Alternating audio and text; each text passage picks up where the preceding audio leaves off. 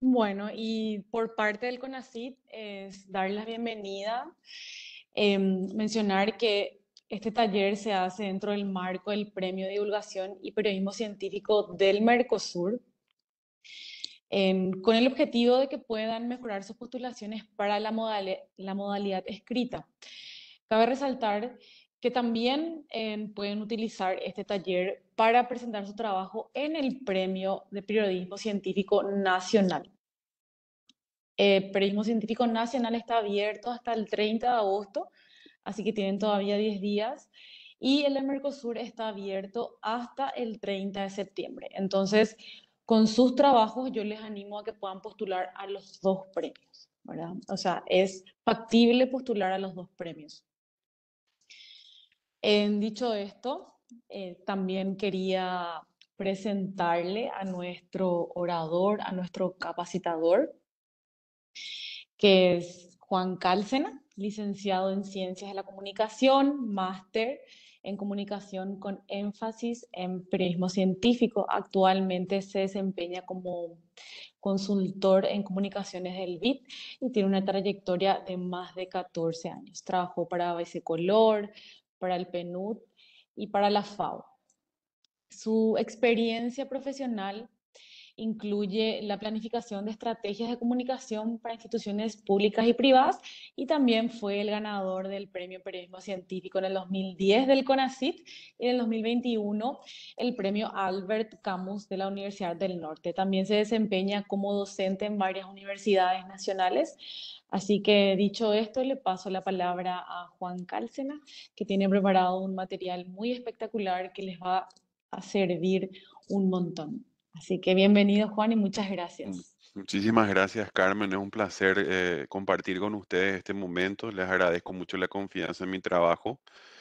Eso voy a repetirlo varias veces porque realmente es un honor para mí poder estar aquí como capacitador en este caso, pero realmente más bien como un facilitador para ayudar no solamente a las personas, a los profesionales que, vamos a decir, postulen sus trabajos, sino que preparen materiales en un proceso de aprendizaje, porque eso es lo que logramos también, o lo que se logra con el tema del premio de periodismo científico. Uno aprende y al aprender ayuda a dar a conocer lo bueno que se está haciendo.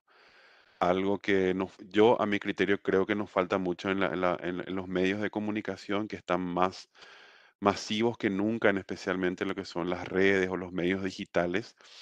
Em, Nos hace falta un poco más de lo bueno que se está haciendo o hablar de problemas que se están dando a conocer. La semana pasada nada más, y esto está fuera de la presentación, pero me viene a la mente ahora que la semana pasada nada más un estudio que había hecho el doctor Julio Torales de la Facultad de Ciencias Médicas de la UNA, que hablaba del estrés o del impacto en la salud mental en el uso del transporte público, tomó muchísimo protagonismo en los medios de comunicación y en las redes sociales. Y eso es periodismo científico, ese impacto que se puede llegar a generar desde ciertos enfoques de la ciencia y de los resultados que tienen el día a día, porque hay cientos de miles de personas que usan el transporte público todos los días, a quienes les va a interesar esta información y es el abordaje de un problema que se revela o se dilucida para buscar soluciones. O sea que al fin y al cabo es eso, ¿verdad? Bueno, voy a comenzar mi presentación. Eh, Les invito a que hagan sus preguntas cuando ustedes quieran. Yo pretendo que esto sea una conversación. Les agradezco que estén del otro lado. Sé que no es un horario muy amigable, un horario ya prealmuerzo, pero la idea es que compartamos distendidamente los conceptos básicos en esta primera jornada del taller, los conceptos básicos y los prejuicios del periodismo científico, ¿verdad? La gente le tiene un poco de miedo a lo que es el periodismo científico, de repente tiene mucho temor a tal vez estructurar información relacionada a la ciencia y especialmente a la ciencia que se genera en el Paraguay y como también lo mencionaste, Carmen, en el Mercosur, ¿verdad? Em, bueno, básicamente este taller va a abordar todo lo que es propósitos y tendencias del periodismo científico, los conceptos esenciales, los prejuicios, como mencioné, y las oportunidades también, porque si, si comentamos lo que es, lo que son los prejuicios, también tenemos que hablar de las oportunidades y cómo hacemos para contrarrestar estos preconceptos que existen sobre algo que realmente es bastante eh, útil para la sociedad. Al fin y al cabo tenemos que reconocer eso que es útil para la sociedad. Entonces tenemos tres bloques así a grandes rasgos. Uno de ellos es el periodismo científico en sí, cuál es el concepto y eh, los prejuicios del periodismo y las oportunidades que tiene la disciplina o esta vertiente de la comunicación. Entonces, yo quiero, o sea, entiendo que Carmen me ayudas, creo que solamente estamos cuatro personas nada más, porque toda una dinámica también que quería hacer, pero creo que en este caso, a ver un poquito, Un momento, voy a aquí verificar. puedo ver la cantidad de participantes. Sí. Bueno, Monse nos comentó que no tiene acceso al micrófono, entonces le voy a preguntar directamente a ella, ¿qué es qué es para Montserrat el periodismo científico? Esto tenía una dinámica de hacer en un Menti, ¿verdad? En una aplicación, eh, la, recopilar las respuestas, pero bueno, dada la presencia de nuestra tallerista, es importante que nos responda. Puedes hacerlo por el chat nada más. Si podés, o si pueden, no sé si alguien más está conectado, si pueden responder en eh, qué es para vos o para ustedes el periodismo científico. Esa es la pregunta que yo uso como disparador, si hay algún preconcepto previo, eh, colega. Ahí creo que respondió,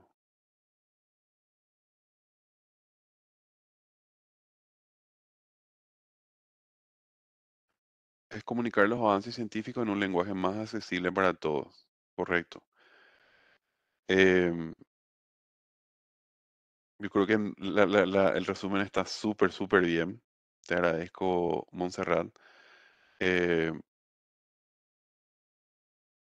¿A qué llamamos? O sea, yo creo que está súper bien este concepto y dentro del abanico de avances científicos que se van presentando día a día, encontrar espacios de divulgación es difícil, es un desafío realmente. Entonces, tal vez no solamente es presentar de la manera más accesible, sino de la forma más óptima posible.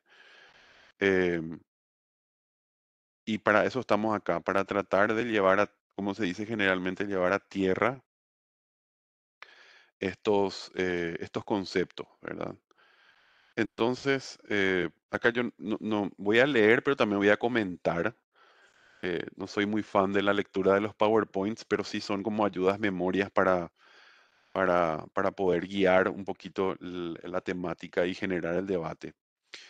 ¿A qué llamamos periodismo científico? Y lo que se conoce como periodismo científico es una de las subdisciplinas del periodismo que tiene la particularidad de ser ciencia en sí, como una herramienta generadora de conocimiento comprensivo. Y ahí es exactamente lo que dijo Montserrat. El conocimiento comprensivo para que la gente entienda en un lenguaje sencillo lo que se está queriendo transmitir o comunicar, es una ciencia en sí. O sea que el periodismo tiene como dos vertientes. Al hacer periodismo científico, estamos generando ciencia a la vez. Tal vez no ciencia sistematizada, pero es conocimiento que se va eh, generando a través de medios de comunicación, sean los medios de comunicación masivos o sean los medios de comunicación segmentados. hace como 15 años hubo una super moda que se le llamó periodismo hiperlocal. eh, y realmente el periodismo hiperlocal es el periodismo que toma un sector de la población de una determinada zona para dar a conocer, por ejemplo, qué sé yo, diarios de Capiatá, por ejemplo, diarios de San Lorenzo, medios digitales. Eso es periodismo hiperlocal. Eso fue un término que tuvo su momento de fama hace como 15 años. Y básicamente o sea, es uno de los canales a través de los cuales nosotros transmitimos los avances de la ciencia. ¿Es el periodista un científico? Puede que sí, puede que no. Eh, Puede ser un científico en cuanto a ser investigador. Si por ahí quieren hacer alguna pregunta, pueden hacerlo sin ningún problema a través del chat y Carmen me va a dar una mano en la lectura, ¿verdad? De la pregunta. Entonces tenemos este señor que se apellida Calvo Hernando, que es el referente máximo, vamos a decir, del periodismo científico, pero un periodismo científico, no diría obsoleto, pero sí ya muy de tiempo atrás, pero es el único que sistematizó el concepto de periodismo científico, vamos a decir. O sea, que tiene estudios que hacen que el periodismo científico sea una vertiente sistematizada de esta rama de la comunicación o del periodismo. Entonces, él asegura, o sea, Carlos Bernardo asegura que el periodismo científico es una actividad social que parece requerir no solo de la comunidad investigadora, sino de toda la sociedad. Y en ese sentido, hacer comunicación en el marco del periodismo científico es la esencia. La comprensión e interacción del receptor, la opinión pública es clave en el proceso. ¿Qué quiere decir todo este mejunje de conceptos? Que es que, como también lo dijo Montserrat, si no hay aprehensión o no hay entendimiento de la otra parte, que en este caso es el receptor, eh, no hay una generación de comunicación en sí. Entonces, si la opinión pública no aprehende, no absorbe el conocimiento que le estás transmitiendo, no se establece una comunicación en sí. Y este premio, o sea, nuestro objeto principal de todo este proceso que estamos haciendo con estos talleres que iniciamos hoy es que la gente tenga un conocimiento eh, en términos, no diría fáciles, pero en términos de cierta estructura de impacto en sus vidas diarias. O sea, cómo impacta esto en sus vidas diarias, cómo impacta la evolución de la ciencia. Entonces, la palabra clave creo que es impacto en este sentido. ¿Cómo generamos impacto a través de la comunicación? Em, Paso al siguiente. No sé si alguien tiene una pregunta. Como les digo, les insisto, si es que ustedes tienen alguna, pueden escribir a través del chat. Entonces tenemos este preconcepto, ¿verdad? Uno es científico, uno es comunicador, uno es periodista. ¿Y dónde es lo que yo estoy ubicado para hacer periodismo científico? Estoy pico calificado, perdón que hable tan paraguayo, pero estoy calificado yo para hacer periodismo científico. Estoy calificado yo para escribir sobre ciencia o estoy capacitado o tengo derecho a escribir sobre el trabajo que estoy haciendo en términos más sencillos. Entonces aquí viene una definición de conceptos muy importante. Una cuestión es la redacción científica. Y en la profesión del periodismo, de comunicación, hay mucha, y también en la parte de ciencia, hay mucha confusión en estos conceptos. Que yo veo, particularmente les digo, es una diferenciación entre redacción científica, comunicación científica y periodismo científico. Entonces, no sé si alguno tiene alguna duda o tiene bien definidos estos conceptos. Eh, la redacción científica en sí es lo que hace la investigación profesional o amateur inclusive de la ciencia eh, bajo ciertos parámetros. Es el famoso esquema conceptual básico de hacer ciencia, que es un tema, una investigación, un objetivo, un objetivo general, unos objetivos específicos, un marco teórico, un análisis del estado de la ciencia, una metodología, una recolección de trabajo de campo, una conclusión y una reflexión o una discusión, como se suele decir en la ciencia, ¿no? Entonces tenemos eso como redacción científica. ¿Es la redacción científica periodismo científico? Absolutamente no. O sea, la redacción científica tiene unos esquemas muchísimo más rigurosos o debería ser riguroso. Yo tengo ciertos preconceptos también de la redacción científica, especialmente en cuanto al sesgo. Pero bueno, el concepto básico de redacción científica es que tenés que hacer ciencia sin esperar, o sea, si bien tenés una hipótesis, tu hipótesis te guía, pero no necesariamente va a ser el resultado final de tu investigación. Esa es la redacción científica. El periodismo científico viene a hacer lo mismo con ojos de escepticismo, pero con un contraste de información, que, que es tipo la regla básica de lo que es el periodismo científico.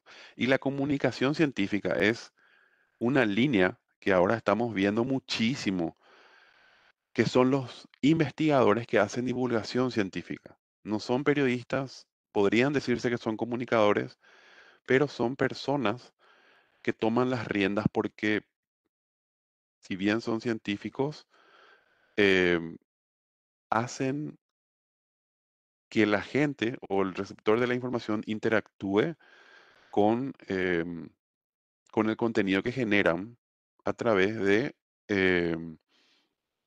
digamos, el conocimiento que ellos quieren transmitir. Y esto pueden ser científicos o pueden ser, o sea, puede ser cualquier persona que tenga la voluntad de recoger una información de un artículo científico y transmitirlo a la gente. Esto en Europa, o sea, la tendencia en Europa en las redes sociales es furor. O sea, el científico que no está en las redes no existe, básicamente. Entonces, ¿qué es lo que vemos muchísimo? Son cuentas generalmente europeas. eh, yo les puedo compartir después algunas de ellas, que son científicos que transmiten, o sea, ven que el potencial de sus trabajos, sus investigaciones, puede, entre comillas, venderse a través de las redes sociales. O sea, esos son personas que hacen comunicación científica. ¿Es periodismo científico? No es periodismo científico de vuelta, ¿verdad? La gente confunde como... Son ejemplos de comunicación científica ¿para qué? Para que haya una suerte de popularización de la ciencia, que la gente entienda por qué eso es tan importante en sus vidas. Hay una chica que me viene a la mente tiene una arroba en Instagram que se llama Física MR, creo que es. Alba se llama, Alba Moreno. Es una española que es una estudiante de física eh, y que está en la universidad y ella le dicen la motomami de la ciencia, por ejemplo, ¿verdad? Como ya le digo, le voy a compartir, pero es muy popular, ¿verdad? Es muy popular porque divulga física con un estilo así súper particular, a tal punto que parece una joven, eh, una joven que busca diseminar el contenido de la física a través de las redes sociales. Bueno, es un ejemplo nada más. Eh, perdón, vi que hubo un comentario.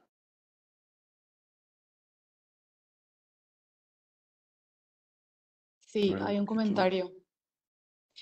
Dice, Red social investigador ResearchGate dice, también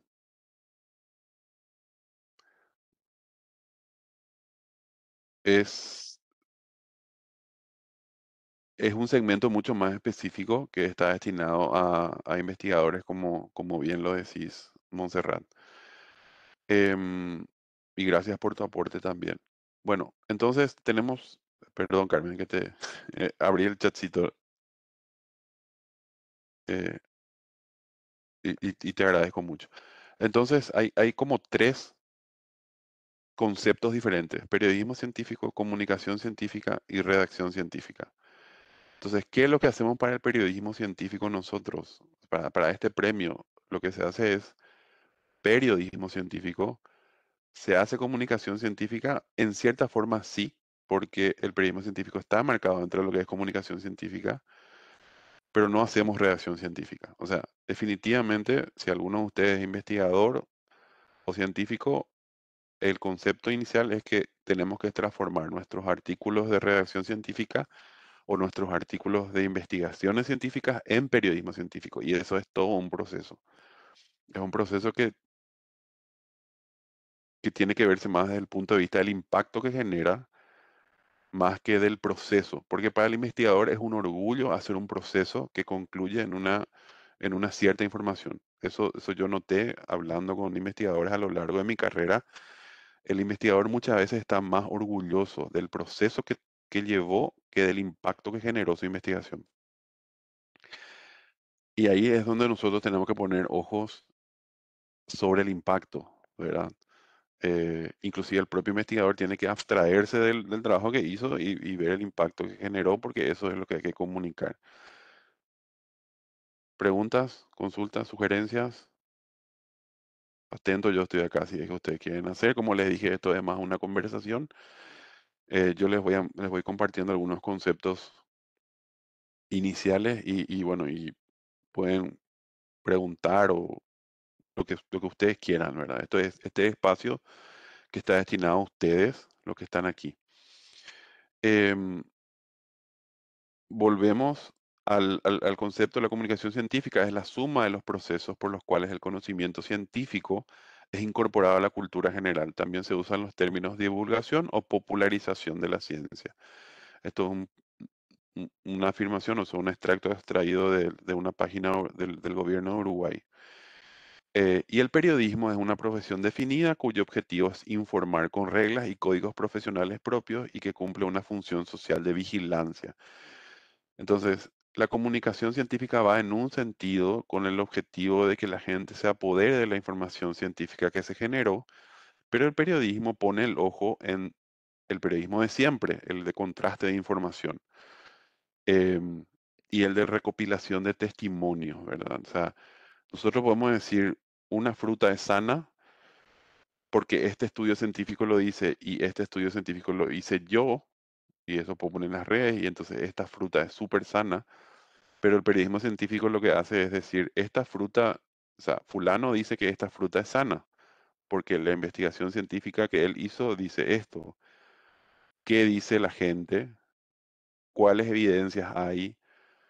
Eh, ¿Cómo se hizo el proceso de investigación de esta persona? O sea, es hacer periodismo el de siempre, el de toda la vida, el que estamos perdiendo ahora, por cierto, em, con un contraste de vigilancia, dice la afirmación, pero con un enfoque de contraste vendría a ser, ¿verdad? Entonces tenemos un canal que es directo y un canal que es filtrado, vamos a decir. Y ahí es donde entra el periodismo científico y lo que tenemos que hacer, o sea, lo que tienen que hacer ustedes para participar de este premio. No es la mera comunicación de un logro científico, sino es un contraste con varias fuentes, no necesariamente cuestionando la investigación, sino agregándole valor con otra información, vamos a decir. Entonces, ¿en qué se diferencia el término científico? Ratito, ahí, mi presentación se está yendo solita. Eh, ¿En qué se diferencia el periodismo científico del concepto de comunicación científica? La divulgación, dice, comprende una gran variedad de actividades que pueden tener diversos objetivos: aumentar el conocimiento y la comprensión de la ciencia, influir en las actitudes o comportamientos, garantizar que se tenga en cuenta una diversidad de perspectivas sobre la ciencia cuando se buscan soluciones a los problemas de la sociedad. Se puede llevar a cabo de diferentes perfiles profesionales: científicos, periodistas, comunicadores, educadores, entre otros. Es un concepto de una página web, se llama Science Media Center.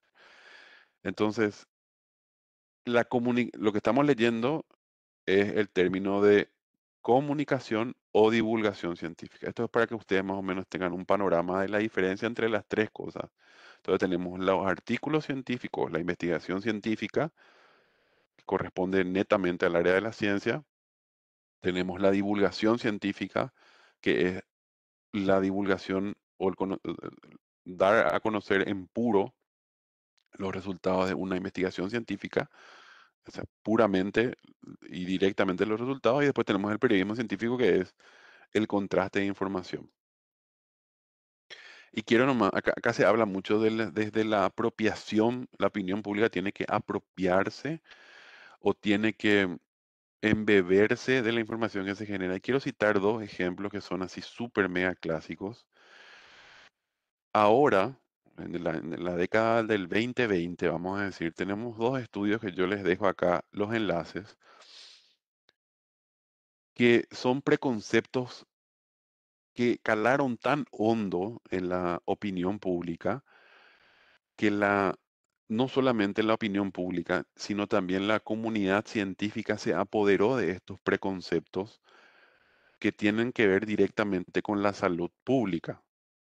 Entonces, hay, por ejemplo, el caso del colesterol. En los años 50 aparece un científico norteamericano que se llama Ansel Keys y hace varios estudios científicos con un preconcepto, con una hipótesis, que el colesterol, o sea, el colesterol que se consume como alimento es nocivo, es tóxico, es malo para la salud. Desde la década de los 50, esto se apoderó no solamente, o sea, se apoderó desde la industria alimentaria de los Estados Unidos, inclusive llegó a cambiar la pirámide alimentaria de los Estados Unidos. Este estudio que tomó un estado de apropiación en la población, no solamente desde el periodismo científico, sino también desde la comunidad de médicos, de cardiólogos, de nutricionistas, o lo que fuera. Hoy, 70 años después, se sabe, o la ciencia evoluciona tanto, que se sabe que el colesterol tiene diferentes tipos. Seguramente ustedes cuando se fueron a sacarse la sangre dicen, bueno, tu colesterol malo está alto, tu colesterol bueno está bajo, etcétera, etcétera. Tenés que consumir tal suplemento.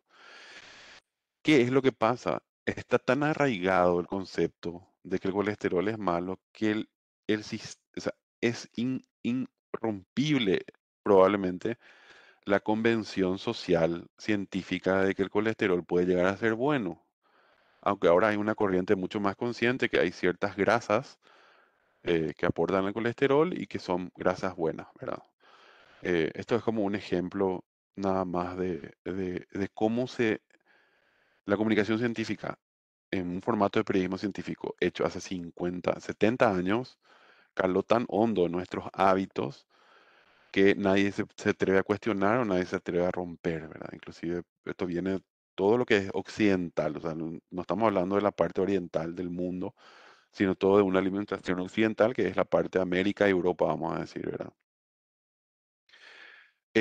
Y el otro ejemplo es una versión que hasta parece jocosa y los medios de comunicación publican como si fuera algo jocoso, que es el clásico, una copa de vino al día equivale a una hora de ejercicio físico. Esto se publica como quien quiere la cosa. Seguramente un fanático del vino hizo esto, pero esto se llegó a publicar en el 2018 y fue desmentido después, pero obviamente esto es lo que quedó en la opinión pública. Por eso, por eso es muy importante decir, o sea, el periodismo científico, esto que ustedes ven en el portal de Infobae, es la divulgación científica. Ok, uno puede hacer un estudio diciendo, sí, eh, se hizo un estudio y una de sus conclusiones es que la cantidad de resveratrol, creo que es el químico que está contenida en una copa de vino, es el mismo químico que uno tendría haciendo una hora de gimnasio, o sea, eh, o una hora de ejercicio. Pero la gente empieza a tomarlo como algo jocoso, vamos a decir. Eh, También pasó, creo que pasó lo mismo con un estudio sobre la cerveza. Lo que sí que la evolución científica o los estudios científicos aseguran que no, que consumir inclusive una copa de alcohol por día, contrastado, una copa de alcohol por día, aumenta el riesgo de cáncer, ¿verdad? Entonces, más de uno seguramente se acuerda de esta afirmación y dice, voy a tomar yo una copa de vino porque es como una hora de ejercicio y yo no me tengo que ir más al gimnasio, ¿verdad? Entonces, A eso se refiere con comunicación científica y la apropiación que hace la opinión pública de la información científica que se genera y de cómo puede impactar en la salud. O sea, es muy complejo y muy grande lo que es para dimensionar la importancia de lo que es hacer un buen periodismo científico. ¿Alguna consulta que tengan hasta aquí con estos conceptos básicos? Vamos a entrar en nuestra segunda parte de la presentación que habla de los prejuicios del periodismo científico. Quiero saber si ustedes tienen alguna pregunta relacionada a los conceptos. ¿Nadie? Solamente, Bien. Juan, para sumar a esto, les recordamos que pueden escribir también en el chat. No es necesario que si no tienen micrófono, de repente no pueden hablar, pueden escribir durante este taller y entonces nos vamos a ir leyendo. Solamente eso. Perfecto. Gracias, Laura. Muy amable. Bueno, vamos a hablar un poquito de los prejuicios del periodismo científico. ¿Cuál es el preconcepto que tiene la gente en general de del área o del segmento que sea en torno al periodismo científico? Entonces, ahí les pregunto otra vez a nuestros talleristas si es que quieren escribir o si o sea, no les voy a hacer entrar al Menti, que es una... Ay, no les voy a hacer entrar al Menti, pero si quieren hacerlo, pueden hacerlo también. Eh, a ver un poquito. Voy a entrar a ver si es que alguien... Pueden escribir Di- cuáles son los prejuicios más clásicos que ustedes entienden del periodismo científico. O sea, ¿qué es lo que la gente piensa en relación a lo que es periodismo científico? Los más comunes, por lo menos.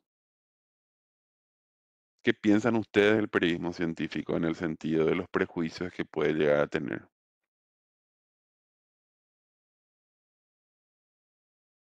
¿Nadie? Nadie quiere preguntar. Bueno, vamos a avanzar. Voy a volver a aquí a mi presentación. Y hay algunos preconceptos y el más que yo entiendo que es el más frecuente es que es aburrido. El periodismo científico es aburrido. Es, ahí como se dice, es más de exclusividad. Sí, es como que es de una élite, vamos a decir. Y tiene que ser totalmente lo contrario. Es difícil, en parte eso es cierto, ¿verdad? Porque partamos de la premisa que no somos, o sea, no todos los comunicadores o periodistas son científicos, entonces recuestan mucho en los investigadores. Nadie quiere leer, ver o escuchar. Ese es otro preconcepto que decimos, prejuzgamos a nuestro público y decimos, ¿para qué yo voy a hacer esto si nadie quiere escuchar, leer, ver? O sea, no me va a generar clics.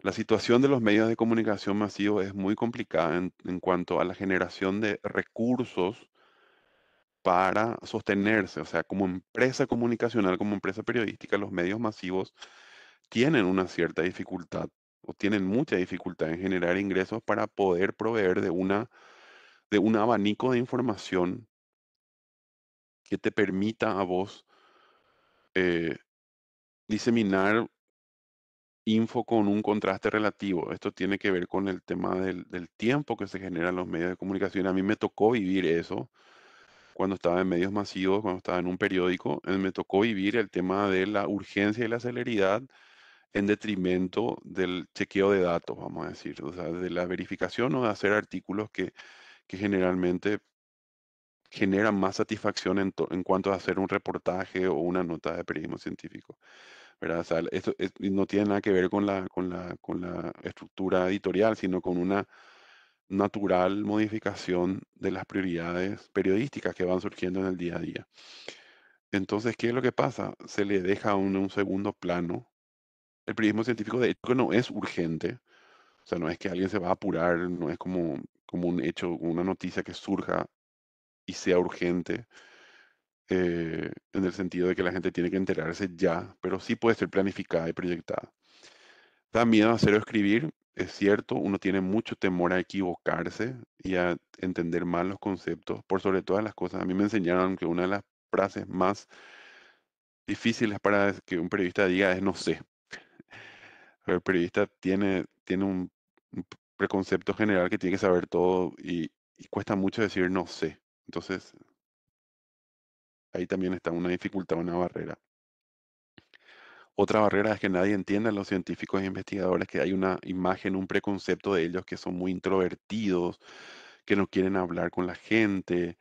eh, entonces, vuelvo a lo que también dijo Montserrat, nuestra tallerista, es como que toda la información que se genera es solamente para ellos o para una cierta comunidad exclusiva. Entonces, hay también diferentes personalidades dentro del ámbito de la investigación que te impiden tener un acceso a ciertas personas eh, que no quieren hablar con la prensa o no quieren explicar el trabajo que hicieron porque sienten como que es una afrenta a lo que ellos concluyeron. Y después otra cosa súper clásica que es no hay resultados de impacto. O sea, acá en Paraguay luego se hace, eh, eh, hay un prejuicio que todos los científicos son, eh, ¿cómo se dice? Los científicos son, no o sea, trabajan pero no generan resultados de impacto. Entonces, es una falta de entendimiento también dentro de lo que es la opinión pública de qué hacen ciertas personas, algo que sea familiar de alguno, y entender qué hacen esas personas. Entonces, por ejemplo, el CONACYT tiene eh, el, este sistema de calificación a investigadores en niveles. Entonces, la gente no entiende si es PRONI 1, PRONI 2, PRONI 3. PRONI creo que se llama, Carmen, ¿verdad? El sistema de categorización de Ahora se llama CISNI. CISNI. Ah, claro, porque ya hay la ley nueva, sí. Sí, así mismo. Bueno, entonces eso, hay un proceso a través del cual los investigadores tienen ciertos niveles y hay o sea, los del nivel 3 son los más top y hay del nivel 3 son muy, obviamente son pocos en comparación a los demás. Y del nivel 3 encontrar, así que gente que a mí por lo menos mi experiencia personal fue eh, que el 50% de eso, de ese nivel 3 no quiere hablar. O sea, está ahí dentro de este círculo exclusivo, vamos a decir. Y la otra mitad sí comprende muy bien el proceso de, de divulgación de información, o sea, de periodismo científico en cuanto a divulgación y hacer periodismo. Entonces, estos son lo que yo considero los prejuicios más esenciales o los más básicos que lógicamente no vamos a poder desmontar de la noche a la mañana. Es un trabajo que el CONACYT viene haciendo hace muchísimo tiempo con este premio y también, ya yo tuve la suerte de haber ganado ese primer premio en 2010. em, y recuerdo que fue por un artículo que empezaba a hablar de las edificaciones sustentables en cuanto a lumínica y en cuanto a ahorro de energía. Y del 2010 a esta parte, que son 14 años, eh, hubo un empoderamiento muchísimo más importante de los comunicadores en cuanto a la generación de periodismo científico, porque desde el CONACYT también se hizo una muchísima mejor divulgación o una muchísima mejor sistematización de la información disponible, no solo en los programas que apoya, sino también en la ciencia en general en Paraguay, ¿verdad? Entonces es un proceso que lleva su tiempo y que va a llevar décadas tal vez en alcanzar el nivel que tiene Argentina, por ejemplo, ¿verdad? Que Argentina está atravesando también momentos complicados con lo que es la generación de la ciencia en la región o es luego un contexto muy desafiante siempre porque no es no se considera un elemento de primera necesidad, ¿verdad? Entonces, eh, para tratar de desmontar los prejuicios, tenemos que primero sacarnos nosotros esos prejuicios, diciendo el periodismo científico tiene los mismos componentes éticos que otras disciplinas. Y ahí es importante entender. como base que la ciencia es una suma de errores y aciertos en un eterno devenir. Lo que se considera bueno, se considerado bueno hace 50 o 60 años puede no ser considerado bueno ahora. Entonces, ¿qué es lo que quiero decir? Nosotros tenemos que sacarnos ese chip de que la ciencia o los resultados de la ciencia es algo o es una cuestión que eh, es intocable o incuestionable, ¿verdad? Em, y en ese sentido sí necesita un contraste. Pero ¿qué es lo que pasa? Que mucha gente hace o sea, muchos comunicadores inclusive hacen este contraste sin sustento. Y algo que te permite la ciencia es elegir tu contraparte, vamos a decir, elegir tu contraparte de acuerdo a lo que vos pienses o a tus prejuicios o a tus preconceptos de vida, vamos a decir. Y mucho de esto tienen que ver con el tema de la salud esencialmente, ¿verdad? Es algo que se acrecentó muchísimo con el tema de- del COVID esencialmente, ¿verdad? Con el tema del COVID fue una situación que a raíz de la rapidez con la que se dio el caso de el SARS-CoV-2, eh, hizo que las personas con la divulgación de información falsa y demás tengan un manto de sospecha, que fue una lucha así muy conocida. Y la única que yo le atribuyo hacia una cierta de diferencia de conceptos fue cuando la OMS quedó con un concepto de que el virus se transmitía por contacto y había una corriente de médicos que afirmaba que se transmitía por aire, ¿verdad? Entonces, que resultó ser desierto, ¿verdad? Eh, entonces, en ese sentido, la OMS después se rectificó en el sentido de que el COVID se transmite por aire, pero le tomó 2 años, o sea, 2 años importantes, ¿verdad? Eh, entonces, tenemos que entender que la ciencia no es buena en el sentido de la generación de información y de la resolución de cuestiones sociales, esencialmente, ya sea desde la matemática, desde la ingeniería, desde lo ambiental, o sea, todas las áreas que uno pueda llegar, educación por sobre todas las cosas. Y Paraguay particularmente es un país que reposa muy poco en los datos, o sea, no hay muchos datos para poder sustentar información, entonces, como se suele decir acá, nos recostamos en los preconceptos o en lo que uno cree. Y una de estas informaciones es eh, este enlace que les dejo yo acá para que puedan leerlos también, puedan leerlo en algún momento. Eh, yo por lo menos de mi parte, esta presentación puede compartirse sin ningún inconveniente. Ya ahí los organizadores van a determinar si es que eh, pueden compartir o no.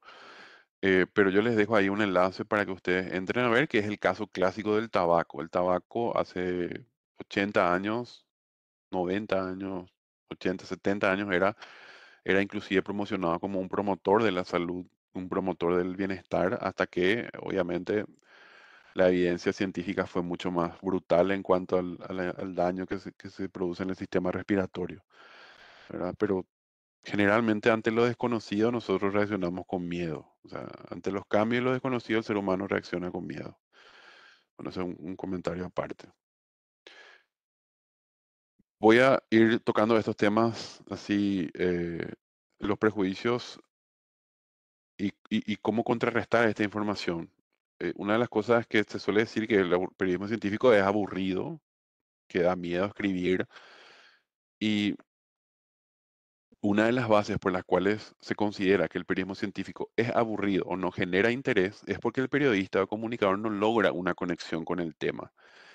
No hay mejor consejo que elegir un área que a uno le guste. Si el área es aburrida para uno mismo, imagínate o imagínense sus lectores, oyentes o televidentes. Este es un error súper frecuente en lo que es comunicación y periodismo.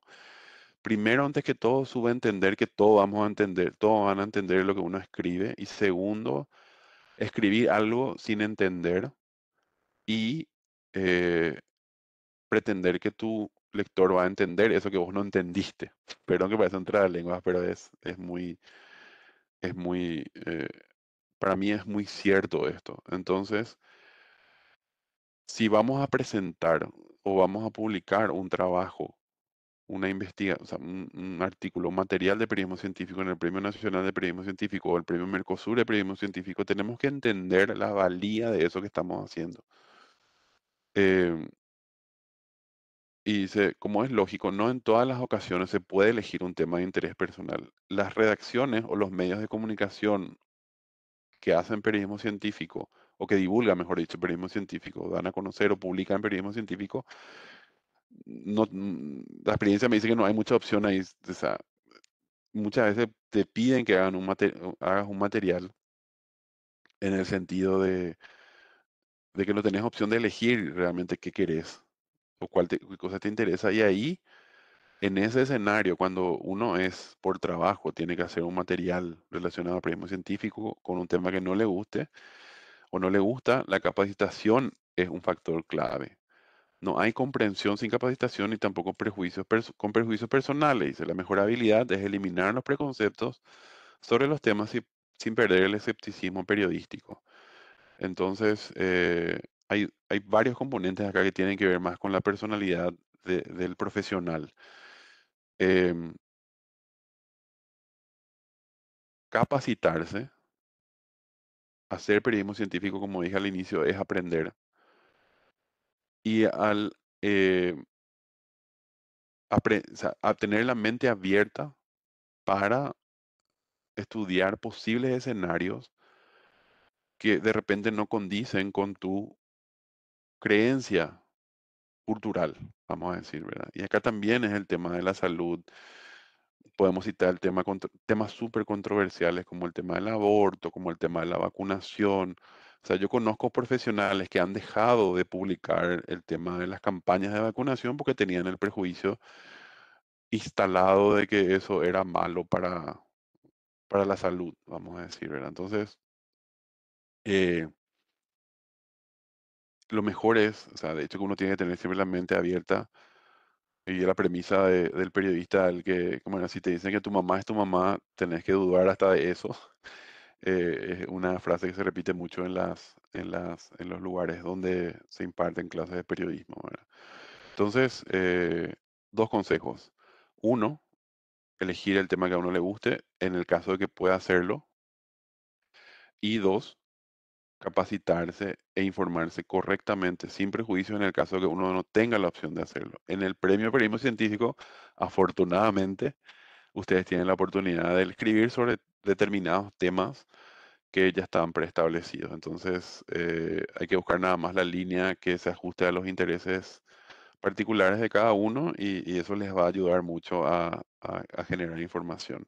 En mi caso, les cuento mi experiencia, así aprovechando así este espacio, cuando resultó ganador un artículo mío en el 2021, fue sobre la salud mental, que a mí me importa muchísimo la salud mental, y fue sobre la, la salud mental y las investigaciones que arrojaron resultados durante la pandemia, ¿verdad? Eh, y eso para mí fue muy, personalmente y profesionalmente fue así muy impactante, porque a mí me gustó, me gustaba mucho y vi reflejado una situación que fue mucho más allá de lo que yo pensaba. O sea, eso a mí me enseñó ese material o haber hecho ese material. Es algo completamente personal. Los científicos no quieren luego hablar, no quieren abrirse, y nadie les entiende. Eso es otro preconcepto que podemos desmitificar. Y aquí también, si hay alguna persona, algún científico que esté viendo, el entender que si el científico quiere hacer periodismo científico, tiene que responder a unas preguntas así súper mega básicas que enseñan en las universidades, que es el quién, perdón, qué, cómo, cuándo, por qué, de qué forma y a quién. Comenzó como las 5 W, el why, who, where, when, ¿verdad? Entonces en inglés son las W, las preguntas W. En español es qué, cómo, quién, cuándo, por qué. Y a quién también ahora. Y para qué también se usa, se responde ahora. Para lograr esta respuesta es necesario generar un fuerte vínculo con la comunidad científica. Muchas veces parca, introvertida, eso es cierto, hay una comunidad científica que cada vez menos, pero sí, hay un segmento que es todavía muy reticente a conversar con los medios de comunicación. Hay que recordar siempre que los comunicadores y periodistas son un canal para hacer llegar las informaciones científicas a la opinión pública. Si nosotros mismos no entendemos lo que redactamos, ¿cómo vamos a esperar que entienda la gente? Y aquí eh, es muy importante ser humilde. O sea, eso voy a decirlo en otro slide. ¿En qué sentido ser humilde? En el sentido de reconocer que uno no sabe. Yo siempre uso este ejemplo cuando suelo dar clases. Es, mucha gente ahora tiende a contradecir al profesional. Entonces, vos, uno como comunicador, a no ser que tenga una especialización, obviamente, yo no puedo decir tu avión estaba volando mal si no soy un piloto o si no tengo la experiencia. O sea, no me puedo robar una profesión que yo no tengo. O sea, es éticamente incorrecto. Entonces, siempre doy este ejemplo. Si vos le vas a decir a un arquitecto o a un ingeniero por qué estás haciendo tu edificio de esa manera, ¿verdad? No vas a decirle tenés que hacer así tu edificio, o por qué tu edificio tiene 5 ventanas en vez de 6, qué sé yo. Eh, Uno tiene que decir por qué hizo usted este edificio con 6 ventanas. O sea, cuáles fueron los argumentos a través de los cuales usted con el diseño arquitectónico hizo esto. Entonces, uno no es juez siendo periodista, uno no es ingeniero, uno no es, o sea, puede ser, se da mucho el caso en Paraguay que hay muchos médicos que terminan siendo periodistas, casualmente, eh, pero uno no puede arrobarse una, una profesión sin o sea, sin tener las credenciales, vamos a decir, para poder, a lo sumo, tenemos que llenarle de preguntas al científico, no de cuestionamientos. Eso es algo también que sirve como consejo. Y parece redundante, pero escribir sencillo, claro y directo es una característica que pocos tienen porque es difícil. Es difícil escribir fácil. El jueves vamos a tener un taller, o sea, nuestro componente del jueves va a ser unos consejos, unos tips para escribir, editar y publicar información relacionada a lo que es periodismo científico. Entonces, lógicamente, como saben, no se va a poder, o sea, es algo que no podamos cambiar de una, sino que se tiene que cambiar con un proceso de tiempo relativamente continuo, ¿verdad? O sea, uno tiene que, lo único lo único cierto en periodismo es que la práctica y la experiencia hacen al maestro. Eh, Escribir fácil hace que los textos sean más comprensibles y para lograr esto no hay mejor ejercicio que leer y escribir. O sea, cuanto uno más lee y cuanto uno más escribe, por más que no publique, es, eh, es una evolución en el término de conocimiento. No solo conocimiento, sino también en práctica eh, comunicacional. O sea, uno comunica mejor. Hay también un preconcepto que me olvidé de añadir, es que escribir difícil o con términos complicados le hace a uno, le robustece intelectualmente a alguno, y eso no es cierto. O sea, es un prejuicio que se tiene dentro de los medios de comunicación, o la persona está tan inmersa en lenguajes complicados que tiende a escribir de forma difícil también, ¿verdad? Hay una cuenta en Instagram también que se llama Explain Like I'm Five, ¿verdad? Explícame como si fuera que tenga 5 años.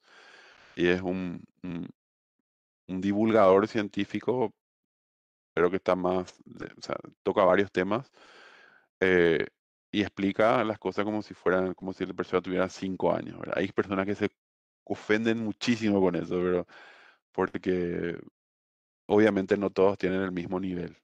Pero bueno, son anécdotas nada más. ¿Alguna consulta que tengan? Recordamos, reitero lo que dijeron, pueden escribir en el chat en cualquier momento.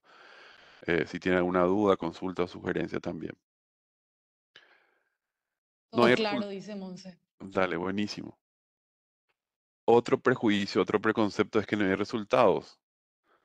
Y la ciencia tiene infinitas aristas. Generalmente vincula el periodismo científico a o sea, la gente tiene una preconcepción de que el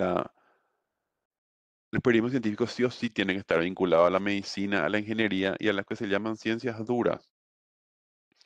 No sé cómo está la estadística ahora, pero seguramente me podrán ayudar a futuro con estos números, pero las personas que la opinión pública tiene un preconcepto de que las ciencias duras son las más importantes.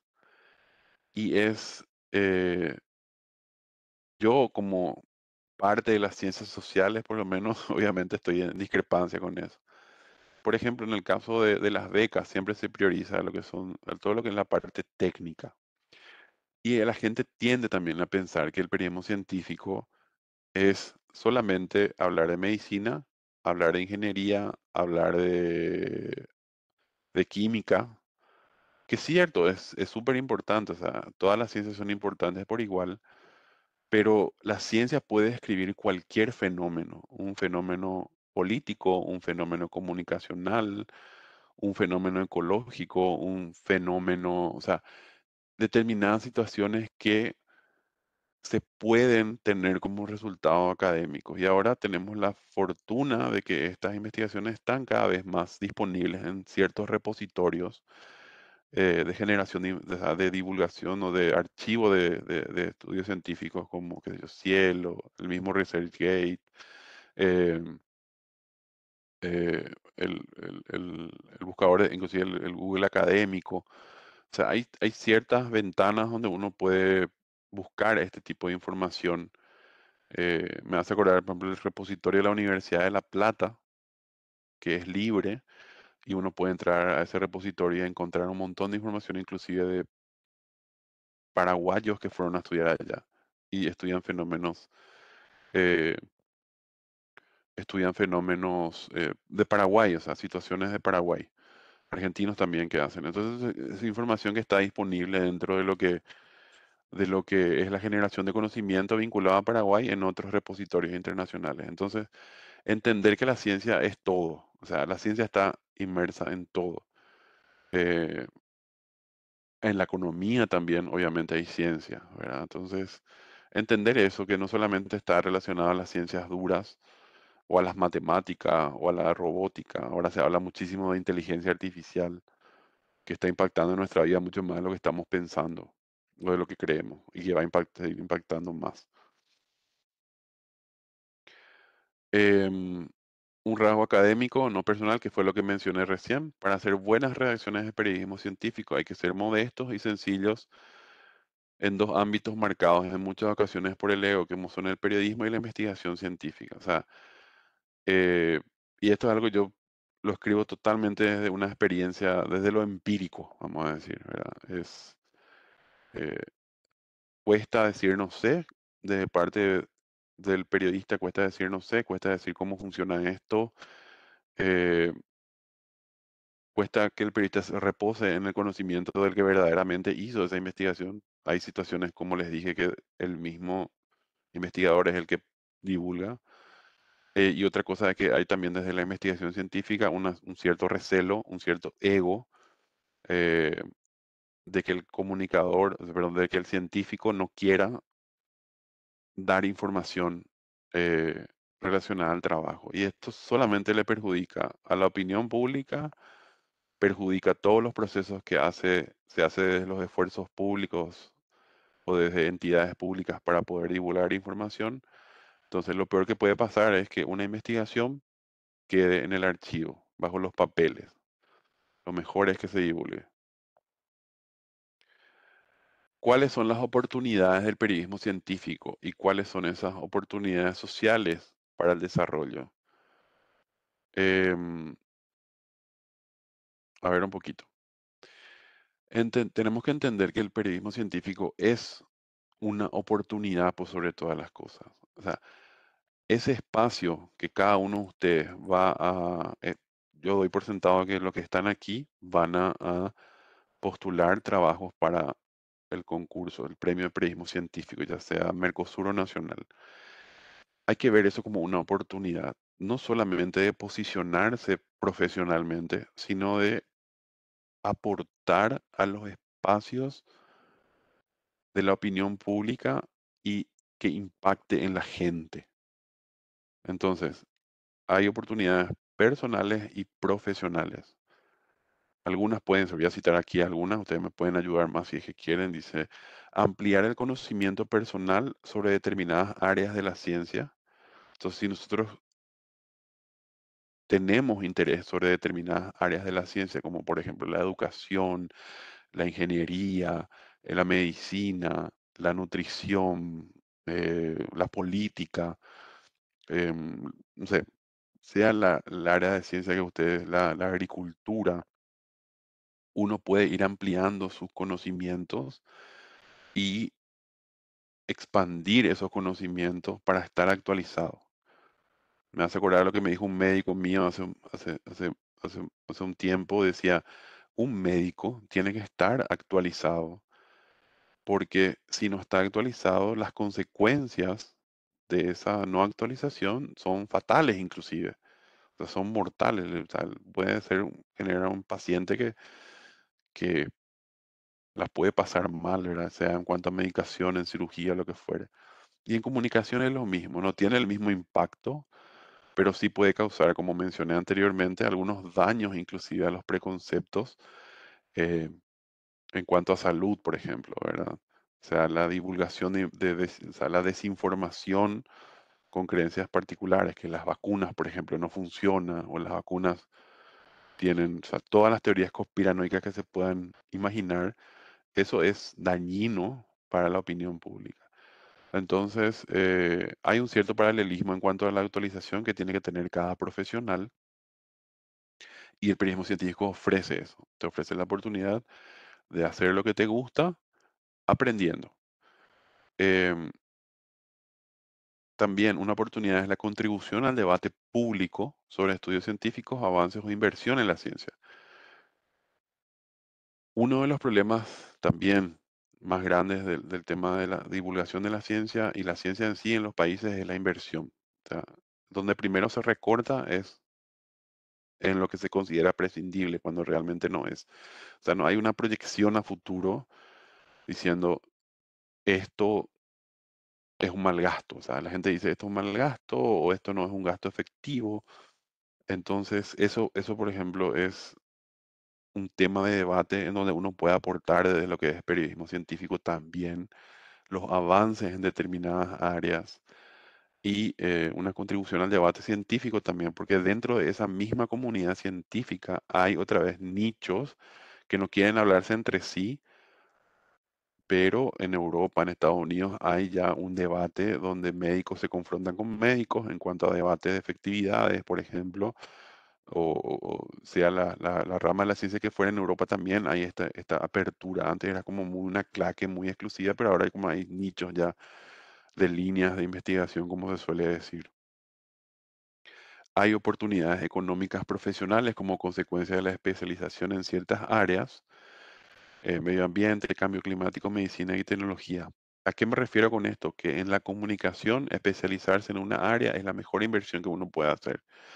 ¿Por qué? Porque si bien uno tiene que tener un aspecto, nosotros le decimos en comunicación todología, si uno bien tiene una cierta retribución en ser, entre comillas, todólogo, lo que realmente te puede generar una retribución profesional económica es especializarte en un área, sea economía, sea ciencias políticas, sea educación.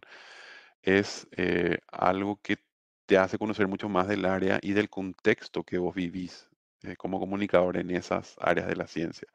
Entonces, es una oportunidad también. La posibilidad de hacer llegar a la opinión pública el trabajo que se hace por la ciencia y por el país, pero también es bueno porque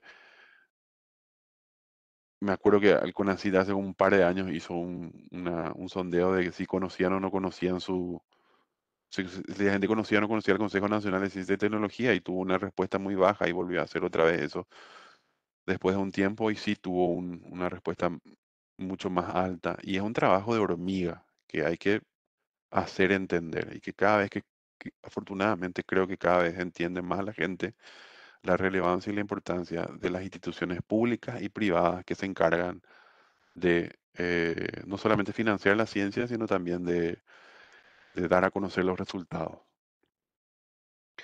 Y por último, otra oportunidad es educar a las nuevas generaciones sobre las potenciales áreas laborales de intervención a futuro.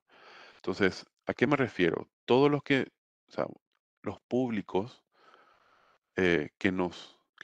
que potencialmente pueden leernos es un público, un abanico muy interesante, que inclusive puede involucrar a adolescentes o jóvenes que ponele, están en una crisis vocacional.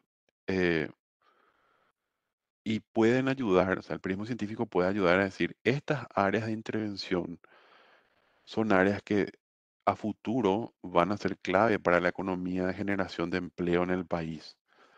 Y cito una súper sencilla, la programación informática. O sea, los programadores informáticos, una altísima demanda a nivel internacional, pero que la persona que hace 5 años estaba en el colegio y no sabía qué seguir, ahora cualquiera puede ser un programador, ¿verdad? Siempre y cuando tenga la voluntad de serlo. Pero es algo que a futuro puede llegar a cambiar o no, pero es una cuestión que puede impactar positivamente en la opinión pública y en la generación de nuevos profesionales que, eh, que enfoquen sus carreras personales o sus carreras profesionales eh, en áreas de la ciencia, ¿verdad? Entonces, esas son varias oportunidades que nos cuentan a nosotros por qué el periodismo científico es importante.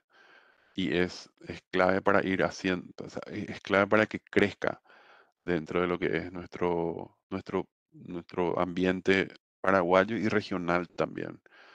Obviamente, aquí estamos también, esto está disponible también para personas de los países del Mercosur. Obviamente son realidades súper complejas y súper diferentes que tienen una perspectiva comunicacional en cuanto a periodismo científico también diferente. Pero en líneas generales, lo que le une a América Latina es lo que yo veo que le une a América Latina es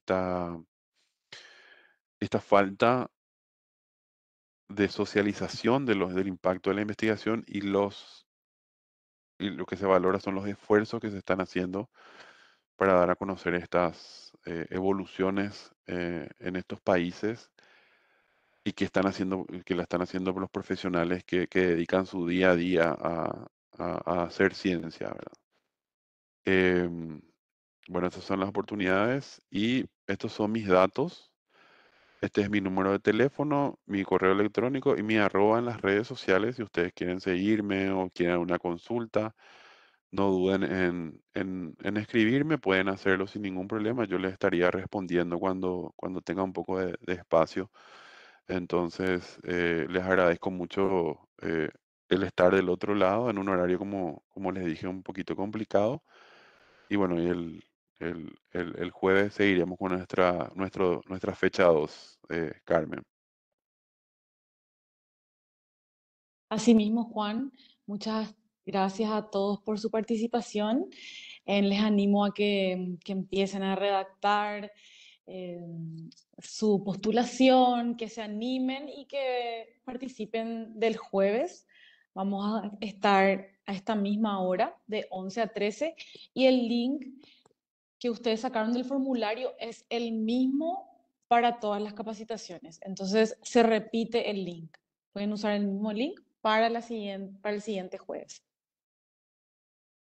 Perfecto, Carmen, yo les agradezco mucho a nuestros talleristas, a las personas que están aquí, a las personas que van a estar observando también la grabación. Como les digo, yo quedo a su disposición. Espero que les haya servido por sobre todas las cosas, em, para que se entienda la importancia de lo que se hace, ¿verdad? Más bien verlo desde un aspecto positivo y de cómo superar los obstáculos y desafíos que uno puede creer tener a la hora de postular su trabajo. Eso es lo más importante. Animarse, como dijiste, animarse y bueno, y con estas herramientas que les proporciona el CONACYT, eh, encontrar trabajos realmente que obviamente sean buenos competidores y que aporten también a la opinión pública y por supuesto al desarrollo del país. Exactamente. Muchísimas gracias, Juan, y nos No es vemos el nada. jueves. Nos vemos el jueves, un gusto y que tengan lindo resto de jornada. Chao, Hasta chao. luego. Chao, chao.